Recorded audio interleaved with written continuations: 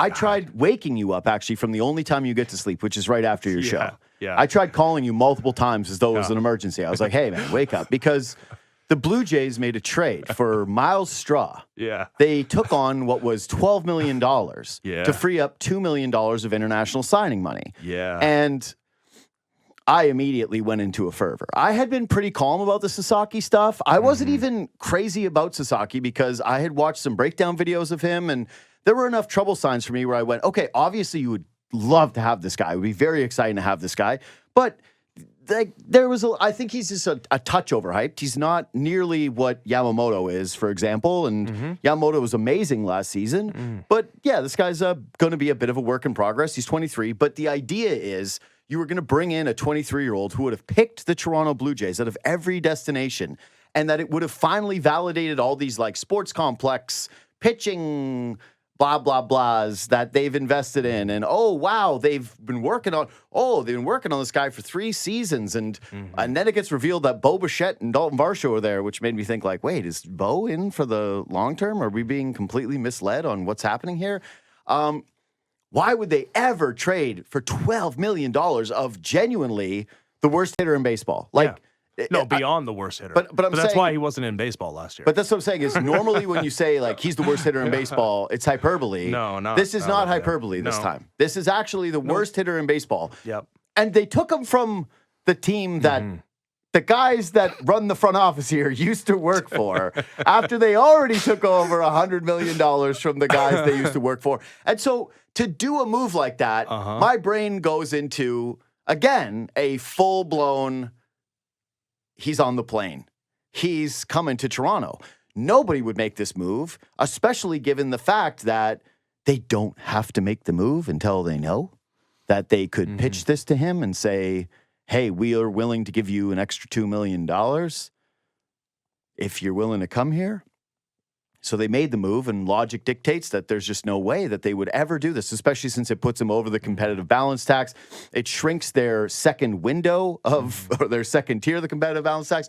And so I'm trying to get a hold of you, and I'm getting a hold of friends, and I'm texting everybody I know, and people are asking me, is Sasaki coming? And I am responding, yes. I am in full belief. And I've been shattered again. And I can't believe that I'm literally Humpty Dumpty, but they put the pieces back together, and I'm just there with like glue, poorly. I look like a Picasso Humpty Dumpty because I can't believe that I was tricked again. There's a great joke I got to send you where it's like, fool me once, fool me twice, fool me 3 times, fool me 4 times, fool me 5 times, fool me 6 times. It's like, that's me. That's a lot of Blue Jays fans. Some of you that are out here listening to this right now are very pessimistic and didn't believe for a second, and good for you. Those of you that kept your guard up, good for you. I didn't. I was vulnerable. I allowed it to happen to myself, and now I'm in a position where I don't know if there's a path to an offseason that is going to make me excited, or a large portion of the fan base excited. And I'm not talking about just like the pessimistic people who want to win the like, oh, I told you so's guys, right? The people that are positioned with the take of, I don't even want the Blue Jays to be successful now because I just hate this front office and I hate what they've done this offseason. That is a portion of fan base. You're kind of making a face. No, I know. I'm just sickened if that's a way you would go through life. Like you would, because I think those people would enjoy watching a successful Blue Jays team. They would they would forego that for like, hey, and I like Schadenfreude too. Like for the Schadenfreude of the front office getting fired is, that's, you probably have to do some life evaluation. Listen, you know it's bad when Jeff Passan tweets, I'm sorry, Toronto. Yeah, it's not what you want, but there's no blaming of any fan that thought the way you thought. JP Hornstra wrote that Shohei Ohtani was a Blue Jay and then doubled down that he wasn't going to the Dodgers. Of course, the report that he was on the plane. That's the thing. That so much of this just brought that up, you know? Yeah. Like, so much of it is not just, hey, you're reliving it. It's that you have to actually remember how painful not getting Shohei was. Your problem was you were using logic, right? Because logically, what kind of insane team would do what they did, acquire, as you said, the worst contract in baseball? Like, it's just $12 million for nothing. Like, $12 million. They decided not to bring back Jordan Romano for $9 million. So they just, like... They added an extra 3 and they flushed it down the toilet. Who does that if you're not like the Mets or the Dodgers or the Yankees without an absolute assurance that you're going to land the player. Beyond that, the idea that the extra $2 million is going to be the difference between. So Rōki Sasaki, if he had done the Yamamoto thing, just waited 2 years, right? Mm-hmm.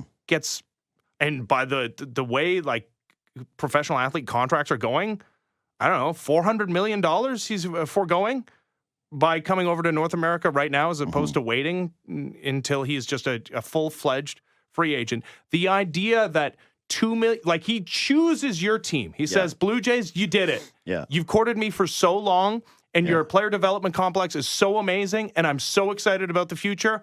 I'm going to join your team. Get me $2 million more in international bonus pool space, or I'm out of here. Yeah. I'll do it. And by the way, he doesn't get all that $2 million, because I think some of it goes to the team that posted him, the Marines, and part of it goes to his agent.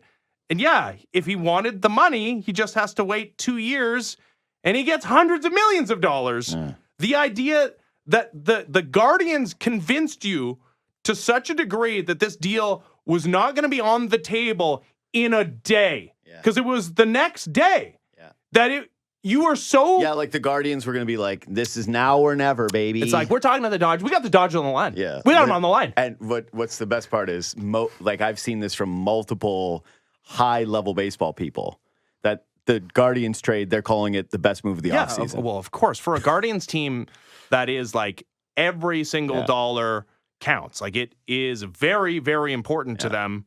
Yeah, that they can all of a sudden be handed $12 million. That's a significant player. That's almost a Jeff Hoffman for a season for them. No, that is. He got 3 seasons, 33. That's $11 million a year. Yep. So it's more than a Jeff Hoffman. Yeah. No, that's what they can do with that money. So And granted, I think this one is spread over 2 years, but whatever. I'm just saying the total. Whatever. Imagine being the person. Actually, whatever. It's so hard to put like these other moves that the Blue Jays and the other missteps that they've had. Like, I haven't agreed with so many of them, but there's always like this.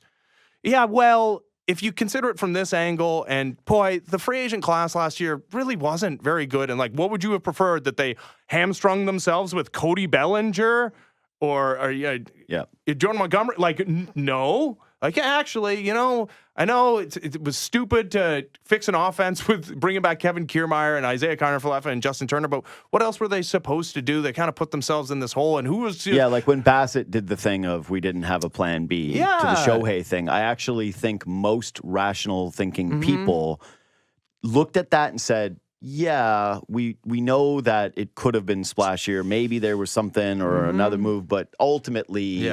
There wasn't a lot of pathways last offseason to drastically changing the team, other than, resigning Vladimir. Even going back to like the biggest missteps of banking on defense, right? With the Dalton Varsho trade or the Teoscar trade or whatever, that they needed to be more serious. It's like, that's stupid, but you can see the logic. This is the first time there is no other take. There's none. There's no other side here. Like, and it's not just fans. It's not just media people. It's people within the industry are laughing at Ross Atkins, and I guess by proxy, Mark Shapiro, because you just got played. Like it's like you went to the car dealership and instead of like talking the offer down like a couple $1,000s, you ended up paying like $10,000 more for the same car. Like, how? That's not how negotiation's supposed to work. Like, how did you do this to yourself? So now you're in a spot where, you've got to just spend your way out of it and pretend like, we are now the Mets, where money is nothing. Like, it's nothing. And you may laugh at our $12 million, but we're going to splash it around like you've never seen before. Yeah, we're going to make that seem like it is nothing, because we're going to get Anthony Santander and Alex Bregman and Pete Alonso and Max Scherzer, and we're going to remake this team. Anything short of that, and you are the biggest clown organization of this offseason. So there's one thing to that, too, because I've seen that floated out there, which is, and I had a similar thought where you're like, ultimately, isn't it a positive sign that you would be willing to take on $12 million of just dead money, essentially, to take a shot at a guy? And you go, no, because there's two things that are kind of competing with the Blue Jays front office, right? There's this always thought that they're the smartest team, they're the smartest guys in the room, right? And that's backfired on them every time, except for like a couple of moments, like Robbie Ray, right? Yeah, pivoting. Yeah, but that was like no risk. I mean, I guess the contract, what was it? It was like a 1 year, like $9 million deal. Anyway, I'm just saying that overall, one of the criticisms of them has been they think they're the smartest guy in the room. And so they do zags that the rest of the industry is like, wait, what is this? And they're like, don't worry about it. We actually know things you don't know. It's like when Kyle Dubas stood up and said that we're all stupid for thinking Cody Ceci wasn't any good because they had their own numbers. Yeah. I'm a Seahawks fan. Oftentimes they reach in the draft, which has not worked out for them at all. Like they take these weird running backs in the first round that no one saw coming. And they're like, don't you worry, we know something you don't know. And then it's like, no, Rashad Penny's out of the league 2 years from now. That's the way that this thing goes. I'm hard-pressed to actually think about like the front offices that do that. And it's like, oh, man, they're really nailing it down. I mean, you think about like the low payroll ones, like the Rays. Sure. But again, low risk, right? Yeah. It's the ones where it's the high leverage moves where you're using a first-round pick on somebody and it doesn't work out. I don't care if it's your fifth-round pick or if it's your low-budget player like the Robbie Ray example, right? So whatever. But what you never want with a potentially exiting front office is the feeling of, well, they're being desperate. And when you look at this move, to me, this isn't like, oh, wow, we're just in the big boys club where we can splash around $12 million and it doesn't mean anything. Well, we know it does mean something because you still don't have Vladimir Guerrero Jr. signed. And if you were one of those clubs that wasn't afraid of losing money, he would be under contract because you'd be looking at it going, yeah, this is making us uncomfortable, but this is kind of the industry standard is you've got to get young stars done. We got him done. We got Bo Bichette done. This is the way we're operating. Oh, actually, we did go up and we nailed some of these other free agents because we went into the George Springer uncomfortable territory of adding the extra years. Like, we aren't afraid of it. It's like, no, last year you got under the competitive balance tax. It was a priority for you to get under the competitive balance tax. You did care. You care now what's going on. So $12 million is not nothing to you. And to me, again, it's desperation. And that is where they've been operating from. And it kind of reminds me, like, you know, the Shy's piece had they're the guy at the bar that's waiting for the tens or where. They're the guy at 10 a.m. No, definitely not. He made some they're bar now. somebody's 10 at 2 a.m. Yeah, there's somebody's 10 at 2 a.m. That's what they use. But I actually look at it like they're your friend who wears like the collared shirt and sprays on the cologne and is going out with the fellas. And he's like, guys, I'm not here with you. Like, I'm going to meet ladies. And then it's like at the end of the night, guess who's in the Uber? Yeah. Him with his horrible cologne. Yeah. For me, desperate Tryhard. For me, I prefer the desperation manifest itself in like some exorbitant, untenable contract for Alex Bregman or Anthony Santander or Pete Alonso than just $12 million in your toilet. Like, it's so insane. Like, desperation is generally a bad thing. It's not a way you want to operate, but it's the reason why the Blue Jays returned to relevance in 2015 because Alex Anthopoulos was going to lose his job. Mark Shapiro was already hired and he was going to fire him. And it was just a matter of time. And so in an act of desperation, but also like founded in fact, he traded away prospects and anything he could for win now pieces. And they made the playoffs. They won the American League East. They made the American League Championship Series. That was desperation. And it was it actually, to be fair, that desperation though also was going out and getting about as bona fide of major leaguers as you could get in Troy Tulowitzki and David Price. Correct. Yeah. I mean, it wasn't hey, what could this be? I mean, there is a comparable act of desperation. Like I said, no, I'm with Alex Bregman, that's desperate. Alex Bregman's going to be maybe worse than George Springer by the end of that thing, right? And it's going to I think it's highly possible. Yeah, and it's going to cost more money than George Springer. He plays a position in need. I think he definitely helps you this year, next year, and probably in 3 years. But beyond that, sunk cost probably. And you're going to be looking at, almost $30 million for a guy that's not league average anymore. But that would have been fun desperation. This is pathetic desperation. This is the most pathetic form of desperation where you're like, you're showing a player who has, again, shown with pretty actionable evidence that he doesn't care that much about money. Just gonna say, you know what this is? Actually, this is when you see Remember that OnlyFans girl that posted like, hey, one guy gave me $1 million this year. You're like, whoa, that's crazy pathetic. It's like, that's literally that. Yes. Is you gave the OnlyFans model $1 million, even though you obviously have no shot with her. Right. Literally what she's going to do is what Sasaki did, which is like, we can meet. Yeah. Like, we can meet one time at a distance, but that's it. Money, please. That's it. Yeah. No, be impressed with how much we care about landing you that we're willing to eat Myles Straw's $12 million.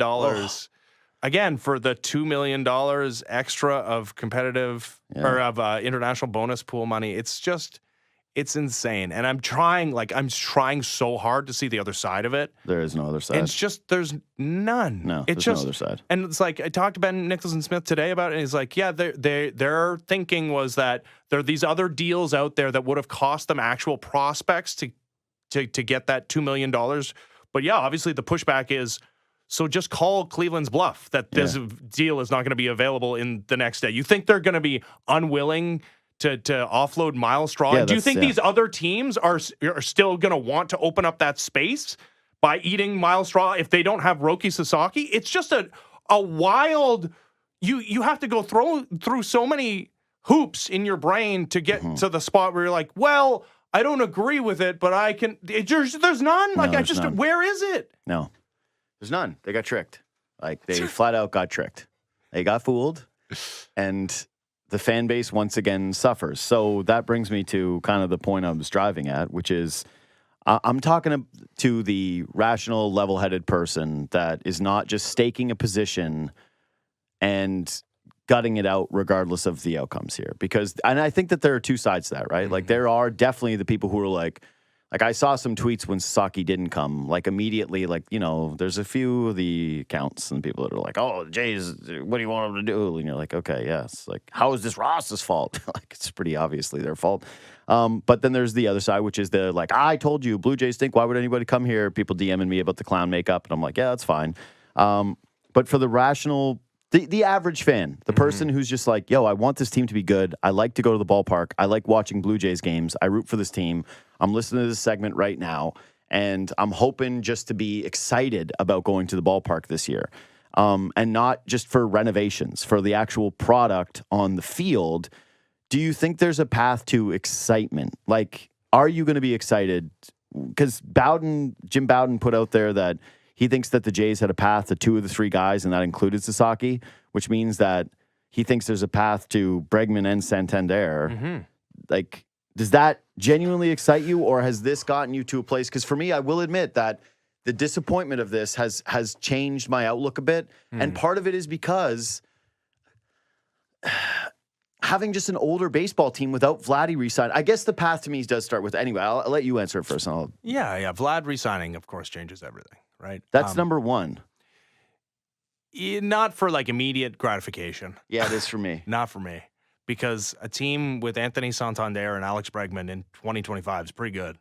Like, yeah, they have a better bullpen. Like, every projection now has them as, like, an upper third bullpen, and you can take projections for what they're worth. It's all we got right now, right? Like, we know that the rotation isn't as elite as it once was, but it's not a fatal flaw. Dude, how intensely invested are these guys in keeping Jeff Hoffman healthy? Yeah, very.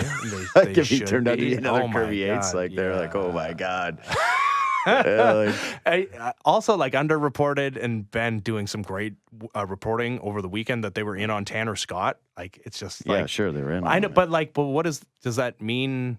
Well, I don't even know what in on means anymore. Like, in on to me is like, you called them.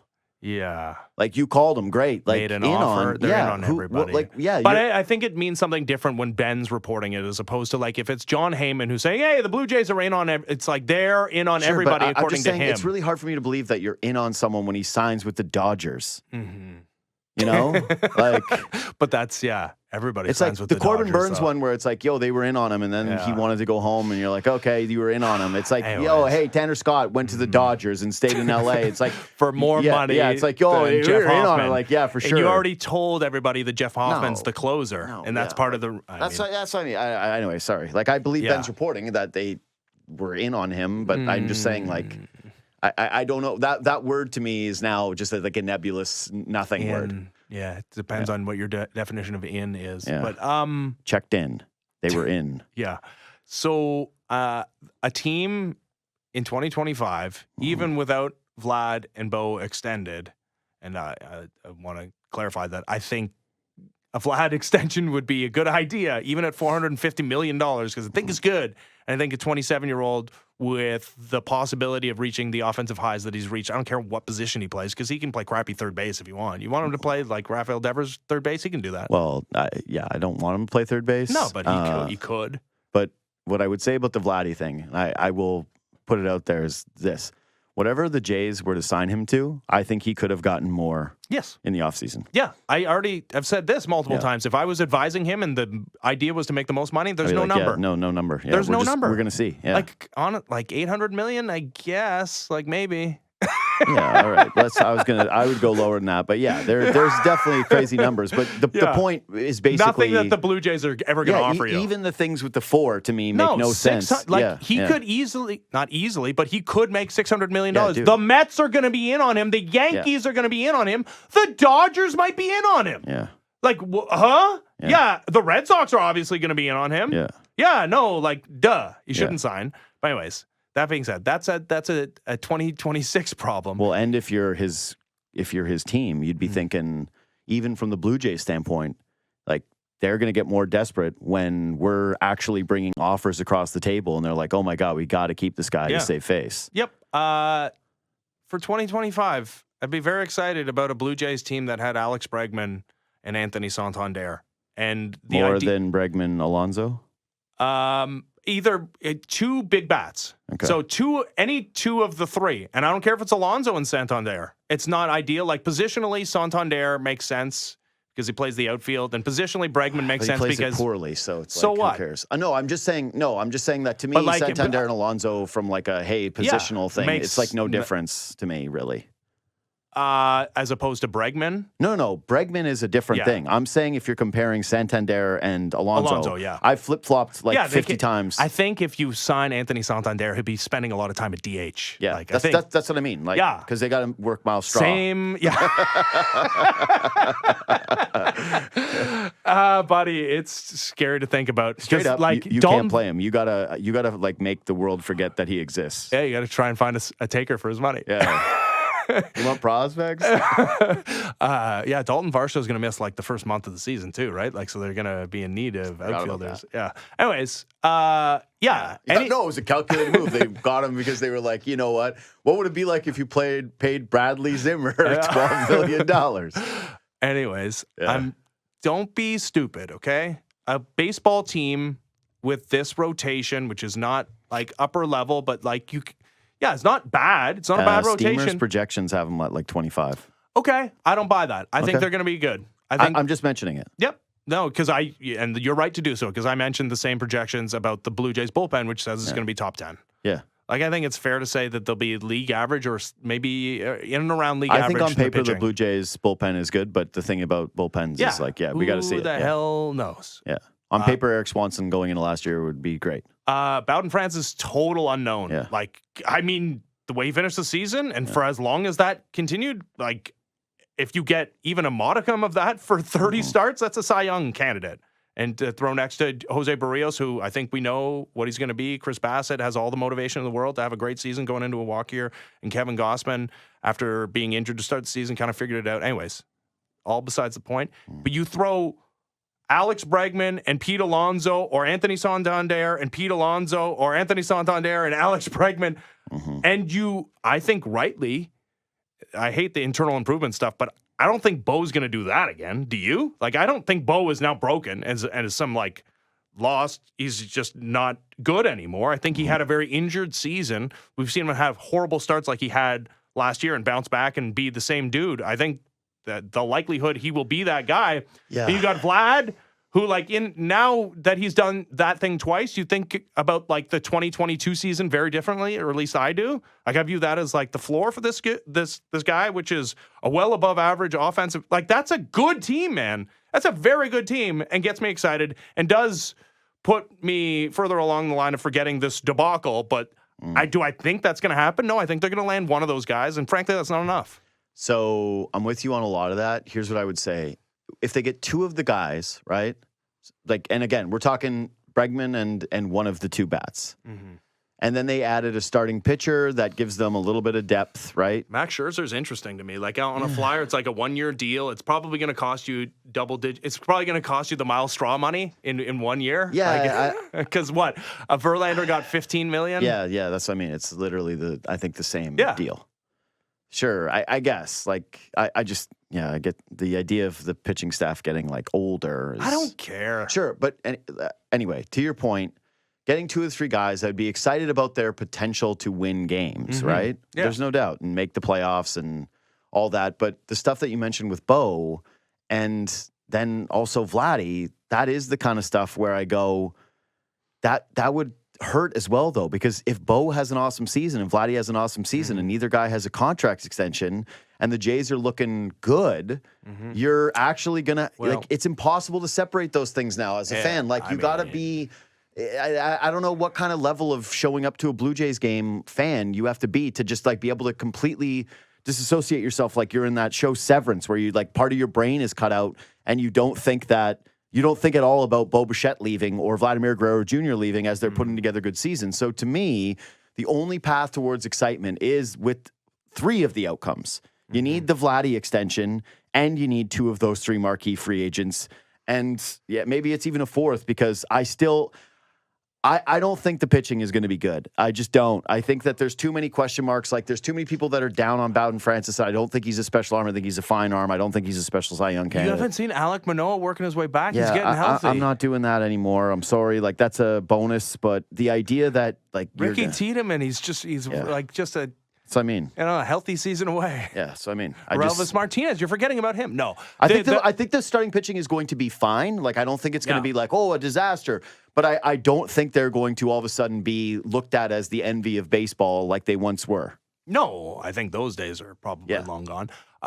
The other thing though that would make me optimistic and hopeful is if they do what I said and land 2 of those 3 guys. Like you mentioned, they're already over the first competitive balance threshold. Like an area that we weren't even sure that they were going to go over. They made moves to get under it at the end of last season, which again made sense. Like that's, if you suck, why would you go over that when the penalties get more severe the more consecutive years you do that?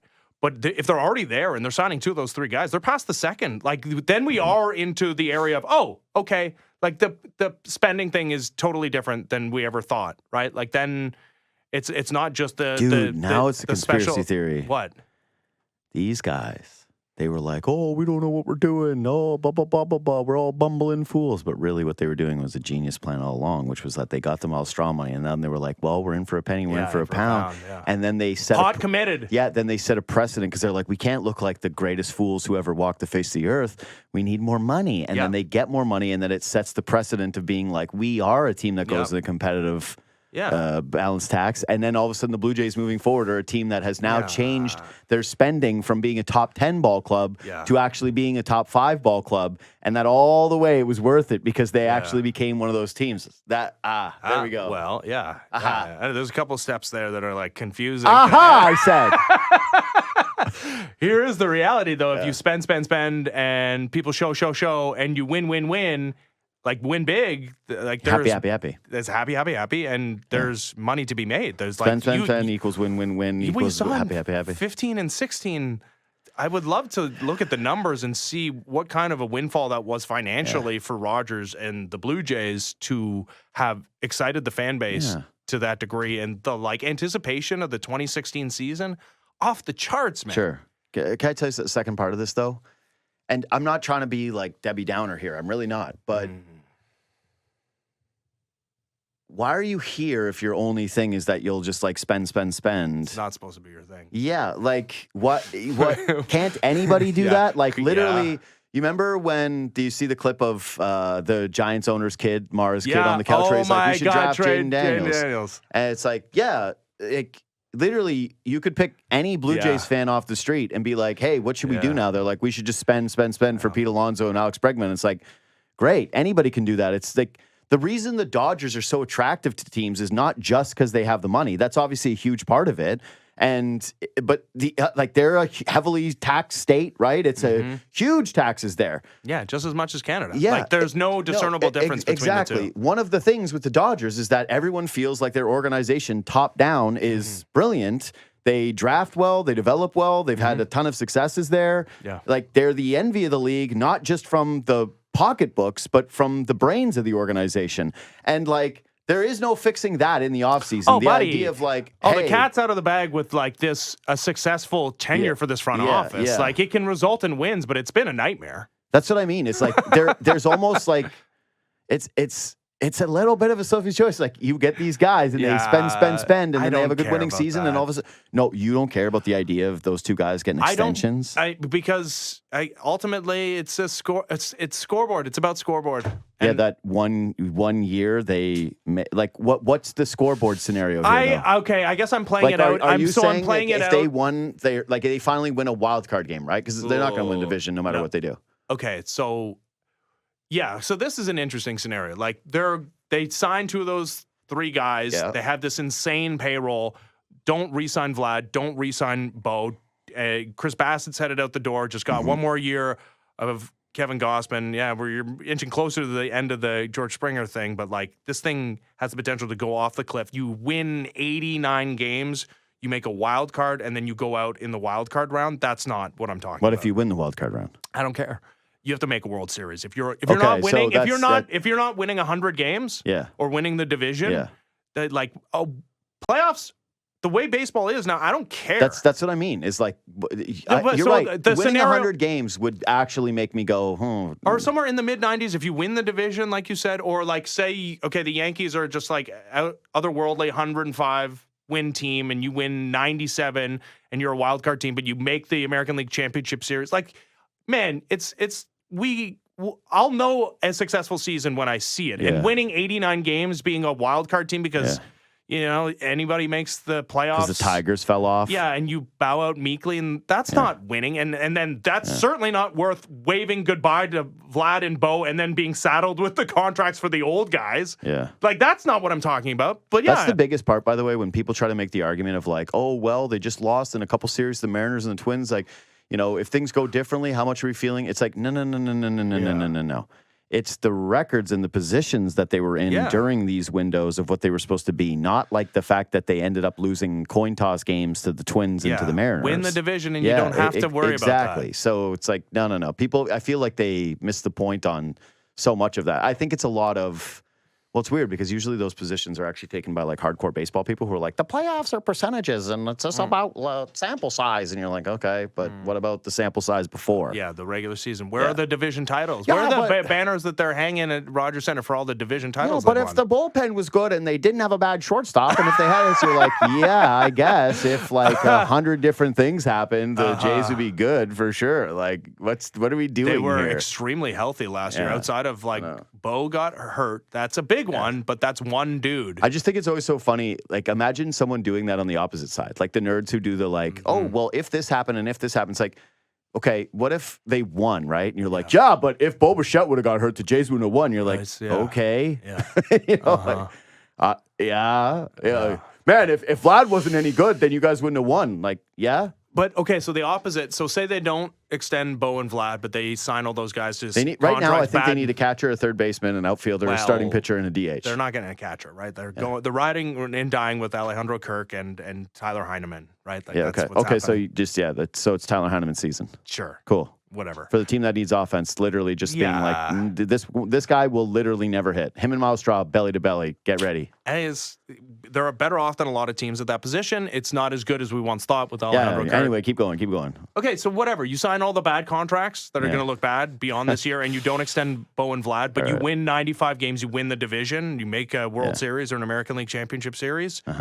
I think there is a world where you're recouping enough financially that maybe, you can compete with the Mets and Yankees and Red Sox and Dodgers for Vlad. I still don't know why you're bringing back the front office, because you're like, cool, you guys just spent all my money. Like, great. Are you going to fire them after that, though? Yeah, because I'd be looking at it and saying, we need the waves that you guys were talking about, and you didn't do it at all. Like, I actually think that... there is, like, precedent for this. Like, James Click, won a World Series, and the Astros didn't bring him back. But that's what I mean, is I actually think it's got to be, like, a layered thing where not only do you win the 95 games, not only do you have a playoff run, not only do you get those guys and the free agent signings look good, but you actually have to have like this Will Wagner guy is amazing. And like the Jake Bloss is blossoming in the minors. And Arovis Martinez, it wasn't steroids. He's actually a stud. He's really good. And he's coming up, and Tiedemann stayed healthy. And like all of a sudden the pipeline looks a little better. Like you need just about everything to turn around. Because again, I just don't understand the logic behind, well, we're bringing back this front office because they spent a ridiculous amount of money on old guys. It's like, yeah, that's legitimately the 1990s of baseball. This is